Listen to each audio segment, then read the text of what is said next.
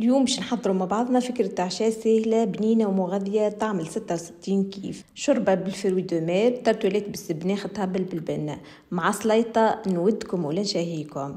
نخليكم تتبعوا الفيديو.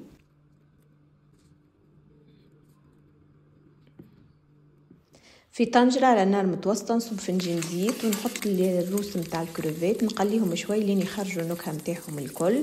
من بعد نحيهم ونزيد بصلة مقصوصة جويدة.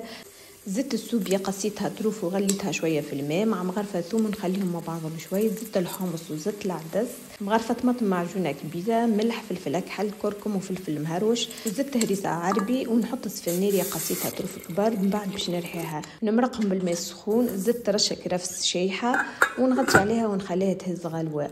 تعديت للترتولات، طيبت السبناخ والدجاج، زدتهم المعدنوس ومن بعد لبردوا نزيدهم عظمتين جبن، مغرفه كبيره كريم فريش ونعمر بيهم البركيت. خذيتها حاضره، زينتهم بالزيتون ودخلتهم للفوق. بعد ما غلت الشوربه متاعي زدتها شوربه فريك مقدار فنجان ونخليها تطيب. ريحه السفناريه بالباهي وهكاك ما يفيق بها حد وتجي بنه على بنه. رجعتها للشوربه.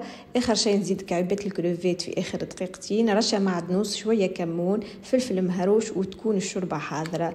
راهي فيها سيفه بنه ما نحكي لكمش. ونقدموها مع الترتولات وسليطه وصحه وبالشفاء.